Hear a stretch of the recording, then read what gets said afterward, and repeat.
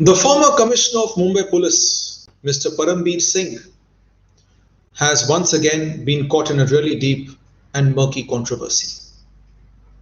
Ever since the news of Sachin Vaze and the planting of gelatine sticks outside the residence of Mukesh Ambani came to light, Param Singh has been caught in a soup because it was at his instance that tainted cop Sachin Vaze came to be inducted back in the Mumbai police after a gap of several years and despite facing numerous investigations over fake encounters and etc. Now, in this case, as the Maharashtra government has now as the government of Maharashtra has tasked the CID or the Criminal Investigation Department of the state with investigating the allegations against Mr. Param Singh. A lot of questions from Mr. Param Singh's tenure as Commissioner of Police Thane are coming to light. Most importantly is the angle involving Inspector Pradeep Sharma. Pradeep Sharma, as we know, is a well-known Mumbai encounter cop. He was called an encounter specialist and he is credited with numerous encounters. However, when we read the press, we see that there are innumerable stories where many people who claim to be innocent persons have accused Param Singh and especially Pradeep Sharma of literally organizing an extortion racket.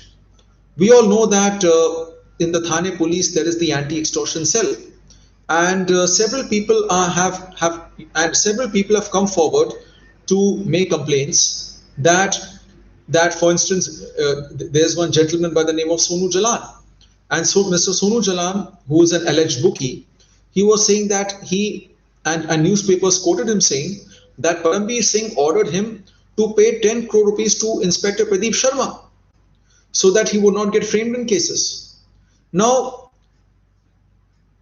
on this point, while ultimately the courts of law are going to decide the matter, what I would like to say as an advocate is that the term extortion is of extreme importance here. And a lot of the cases in which the Thane police has been accused of violating the law and committing excesses, there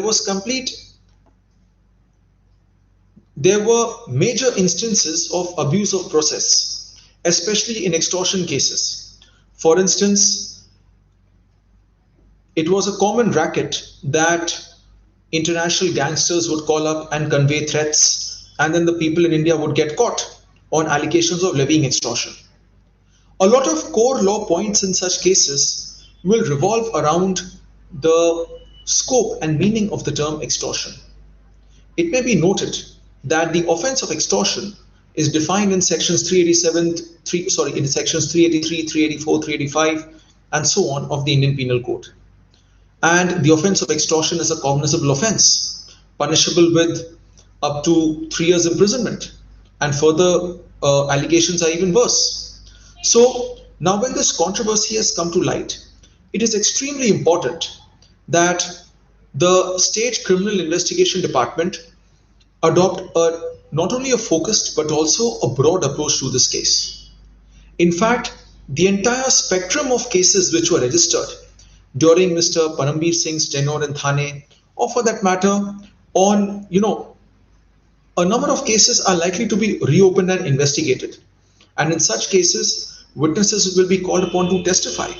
So yes, these are trying times for Mr. Param Singh, but what is more important is that the rule of law must be upheld. Despite the Indian police being at the receiving end of the judiciary for over 50 years, yet it is extremely shocking that excesses by the police continue to occur. And in my opinion, I would not hesitate to say that such excesses of the police have occurred for many reasons, owing to lack of oversight on the part of statutory authorities as well as judicial and quasi-judicial authorities which could hold the police to task.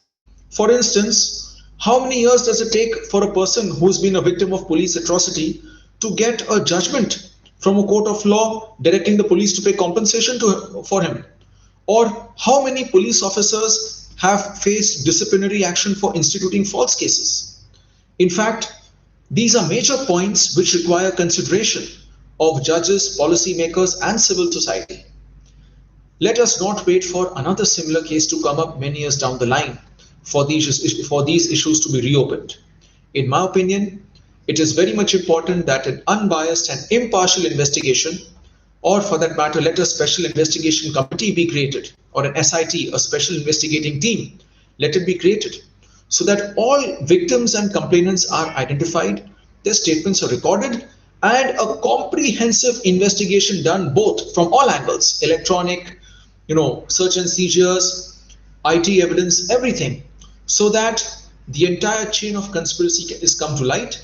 And let this case be a message for future police officers that you have to comply with the rule of law, and the human rights of people cannot be tampered with, messed with. Thank you all for listening. I'm Advocate Aditya Pratap. If you have any questions, you are free to put them in the comments below, and I would be more than happy to answer them. Thank you all, and I hope you have a nice day ahead.